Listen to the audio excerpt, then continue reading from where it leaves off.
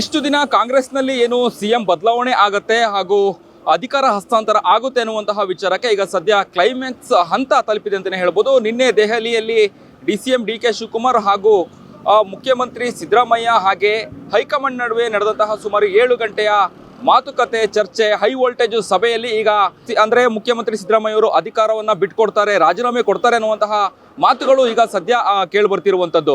ಹಾಗಾಗಿ ಈ ನಿಟ್ಟಿನಲ್ಲಿ ಏನು ನಿನ್ನೆ ಸುಮಾರು 7 ಗಂಟೆಯ ಕಾಲ ದೆಹಲಿಯಲ್ಲಿ ಏನು ಸಭೆ ನಡೆಯುತ್ತೆ, ಸಭೆಯಾದ ನಂತರದಲ್ಲಿ ಏನು ನಿನ್ನೆ ರಾತ್ರಿನೇ ಮುಖ್ಯಮಂತ್ರಿ ಸಿದ್ದರಾಮಯ್ಯ ಅವರು ಬೆಂಗಳೂರಿಗೆ ಆಗಮಿಸಿರುವಂಥದ್ದು. ಇವತ್ತು ಸಭೆಯನ್ನು ಮಾಡ್ತಾರೆ, ಅಂದರೆ ಪತ್ರಿಕಾಗೋಷ್ಠಿಯನ್ನು ನಡೆಸುವಂತಹ ಸಾಧ್ಯತೆ ಇದೆ ಅಂತ ಹೇಳಿ ಈಗಾಗಲೇ ಉನ್ನತ ಮೂಲಗಳಿಂದ ಕರ್ನಾಟಕ ಟಿವಿಗೆ ಮಾಹಿತಿ ಲಭ್ಯ ಆಗಿದೆ ಅಂತಲೇ ಹೇಳ್ಬೋದು.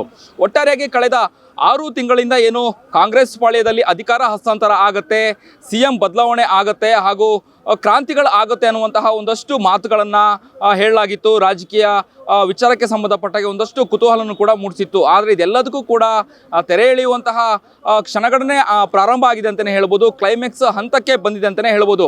ಈ ನಿಟ್ಟಿನಲ್ಲಿ ಏನು ನಿನ್ನೆ ನಡೆದಂತಹ ಒಂದು ದೆಹಲಿಯ ಕಾಂಗ್ರೆಸ್ ಹೈಕಮಾಂಡ್ನ ಸಭೆ ಇದೆಯಲ್ಲ, ನಿಜವಾಗ್ಲೂ ಕೂಡ ಎಲ್ಲರೂ ಕೂಡ ಆಶ್ಚರ್ಯದಿಂದ ಎಲ್ಲರೂ ಕೂಡ ಗಮನಿಸ್ತಾ ಇದ್ರು, ನೋಡ್ತಾ ಇದ್ರು. ಆದರೆ ಮುಖ್ಯಮಂತ್ರಿ ಸಿದ್ದರಾಮಯ್ಯ ಅವರು ರಾಜೀನಾಮೆ ಕೊಡ್ತಾರೆ ಅನ್ನುವಂತಹ ಸುಳಿವು ಎಲ್ಲೂ ಕೂಡ ಬಿಟ್ಕೊಡದೆ, ಅಂದರೆ ಒಂದು ರೀತಿಯಾಗಿ ಸಸ್ಪೆನ್ಸ್ ಆಗೇನೆ ಕಾಪಾಡ್ಕೊಂಡಿದ್ರು. ನಿನ್ನೆ ದೆಹಲಿಯಲ್ಲಿ ಒಂದಷ್ಟು ಸಭೆಗಳನ್ನು ನಡೆದ ನಂತರದಲ್ಲಿ KC ವೇಣುಗೋಪಾಲ್ ಅವರು ಕೂಡ ಏನು ಮಾಧ್ಯಮದೊಂದಿಗೆ ಮಾತನಾಡುವಂತಹ ಸಂದರ್ಭದಲ್ಲೂ ಕೂಡ ಈ ವಿಚಾರವನ್ನು ಮಾಧ್ಯಮದವರು ಕೇಳುವಂತಹ ಸಂದರ್ಭದಲ್ಲಿ ಇಲ್ಲ, ಈ ಒಂದು ಕರ್ನಾಟಕ ರಾಜ್ಯದ CM ಬದಲಾವಣೆಯ ವಿಚಾರವಾಗಿ ಎಲ್ಲೂ ಕೂಡ ಚರ್ಚೆ ಆಗಿಲ್ಲ ಅನ್ನುವಂತಹ ಮಾತುಗಳನ್ನೇ ಹೇಳಿದರು. ಅಂದರೆ ಗುಟ್ಟನ್ನು ಬಿಟ್ಕೊಡದೆ ಕಾಪಾಡ್ಕೊಂಡು ಬಂದಿದ್ರು.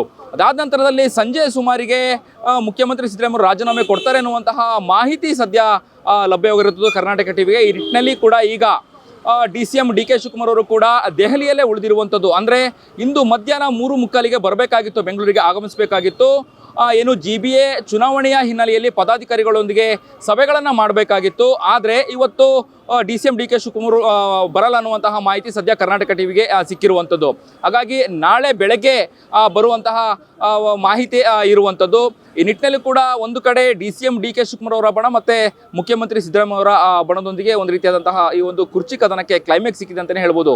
ಬಹಳ ಮುಖ್ಯವಾಗಿ ಏನು ಮುಖ್ಯಮಂತ್ರಿಯಾಗಿ DK ಶಿವಕುಮಾರ್ ಅವರು ಅಧಿಕಾರವನ್ನು ಪಡ್ಕೊಂಡ್ರೆ DCM ಆಗುವಂತಹ ವಿಚಾರವೂ ಕೂಡ ಸದ್ಯ ಈಗ ಚರ್ಚೆಗೆ ಗ್ರಾಸವಾಗಿರೋದು, ಚರ್ಚೆಗೆ ಮುನ್ನೆಲೆ ಇರುವಂಥದ್ದು. ಅದರಲ್ಲೂ ಬಹಳ ಮುಖ್ಯವಾಗಿ DCM 4 ಸ್ಥಾನವನ್ನು ಕೊಡಬೇಕು ಅನ್ನುವಂತಹ ವಿಚಾರವ ಈಗ ಸದ್ಯ ಪ್ರಸ್ತಾಪ ಆಗಿದೆ ಅಂತಲೇ ಹೇಳ್ಬೋದು. ಅಂದರೆ ಏನು ಅಲ್ಪಸಂಖ್ಯಾತ ಆಗಿರ್ಬೋದು, ಲಿಂಗಾಯತ ಆಗಿರ್ಬೋದು, ಹಾಗೆ SC ST ಆಗಿರ್ಬೋದು, OBC ಆಗಿರ್ಬೋದು, ಈ 4 ಕೆಟಗರಿಗಳಿಗೆ DCM ಸ್ಥಾನವನ್ನು ಕೊಡಬೇಕು ಅನ್ನುವಂತಹ ವಿಚಾರ. ಅದರಲ್ಲೂ DCM ಸ್ಥಾನದಲ್ಲಿ ಮುನ್ನೆಲೆ ಇರುವಂತಹ ಹೆಸರು ಏನು ಅಂತ ಹೇಳಿದ್ರೆ, ಮುಖ್ಯಮಂತ್ರಿ ಸಿದ್ದರಾಮಯ್ಯ ಅವರು ರಾಜೀನಾಮೆಯನ್ನು ನೀಡಿದರೆ ಮುಖ್ಯಮಂತ್ರಿ ಸಿದ್ದರಾಮಯ್ಯ ಅವರ ಮಗ ಯತೀಂದ್ರ ಸಿದ್ದರಾಮಯ್ಯ ಅವರಿಗೆ DCM ಸ್ಥಾನವನ್ನು ಕೊಡಬೇಕು ಅನ್ನುವಂತಹ ವಿಚಾರಗಳು ಕೂಡ ಪ್ರಸ್ತಾಪ ಇರುವಂಥದ್ದು. ಹಾಗೆಯೇ ಈಶ್ವರ್ ಖಂಡ್ರೆ ಮತ್ತು MB ಪಾಟೀಲ್ ಅವರು ಕೂಡ DCM ಸ್ಥಾನದ ರೇಸ್ನಲ್ಲಿ ಇದ್ದಾರೆ ಅನ್ನುವಂತಹ ಚರ್ಚೆಗಳು ಕೂಡ ಇರುವಂಥದ್ದು. ಹಾಗೆಯೇ ಜಮೀರ್ ಅಹಮದ್ ಖಾನ್ ಅವರಿಗೂ ಕೂಡ DCMನ ಸ್ಥಾನ ಸಿಗುತ್ತೆ ಅನ್ನುವಂತಹ ಒಂದಷ್ಟು ಚರ್ಚೆಗಳು ಕೂಡ ಇರುವಂಥದ್ದು. ಹಾಗಾಗಿ ಮುಖ್ಯಮಂತ್ರಿ ಸಿದ್ದರಾಮಯ್ಯ ರಾಜೀನಾಮೆ ಕೊಟ್ಟ ನಂತರದಲ್ಲಿ ಏನು DCM DK ಶಿವಕುಮಾರ್ ಅವರು ಮುಖ್ಯಮಂತ್ರಿ ಆದ ನಂತರದಲ್ಲಿ DCM ಅಂದರೆ DCM ಆಗಿ 4 ಜನ ಯಾರು ಮುಂದುವರಿಬೇಕು ಅನ್ನುವಂತಹ ವಿಚಾರಗಳು ಸದ್ಯ ಈಗ ಚರ್ಚೆಗೆ ಇರುವಂಥದ್ದು, ಮುನ್ನೆಲೆಯಿರುವಂಥದ್ದು.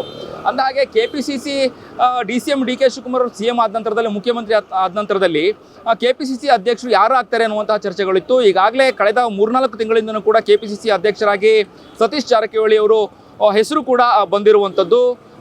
ಅಂದರೆ ಒಂದು ರೀತಿಯಾದಂತಹ ಒಂದು ಕುರುಬ ಸಮಯದ ನಾಯಕನಾಗಿ ಈಗ ಹೊರಹೊಮ್ಮುತ್ತಾರೆ ಅನ್ನುವಂತಹ ಚರ್ಚೆಗಳು ಕೂಡ ಇರುವಂಥದ್ದು. ಹಾಗಾಗಿ ಈಗಿರುವಂತಹ ಸಚಿವ ಸ್ಥಾನದಿಂದನೇ ಏನು ಸತೀಶ್ ಜಾರಕಿಹೊಳಿ ಅವರು KPCC ಅಧ್ಯಕ್ಷ ಸ್ಥಾನವನ್ನು ತುಂಬುತ್ತಾರೆ ಅನ್ನುವಂತಹ ಸ್ಥಾನ ಸಿಗುತ್ತೆ ಅನ್ನುವಂತಹ ಮಾಹಿತಿಗಳು ಇರುವಂಥದ್ದು. ಕಾದು ನೋಡಬೇಕು.